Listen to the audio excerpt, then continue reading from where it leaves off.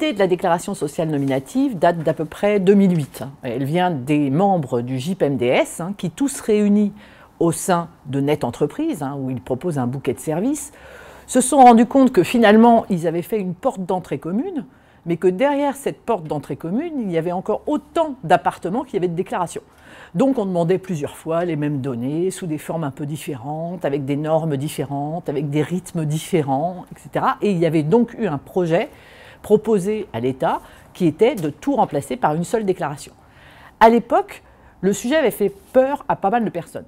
Parce que envisager de passer d'un monde où il y a plein de déclarations à un monde avec une seule déclaration en Big Bang, ça faisait un peu reculer les acteurs qui se disaient c'est pas possible. Bon.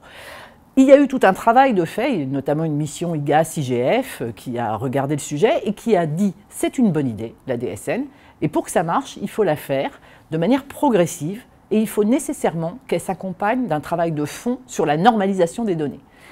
L'État, à l'époque, a déclenché des assises de la simplification et a recueilli un peu toutes les idées qui étaient sur la table. Et donc la DSN était une idée sur la table, avec en plus IGAS-IGF qui avait donné ses orientations, et s'en est emparé, il s'en est donc emparé à l'époque, pour le mettre dans la loi Warsmann, la loi de mars 2012, qui donc porte ce projet, ce démarrage du projet, parce qu'à l'époque c'était encore un projet, en disant on va faire en deux temps. On va faire en 2013 une phase de volontariat et il y aura la généralisation en 2016. Et comme ça, progressivement, on va installer réellement cette simplification.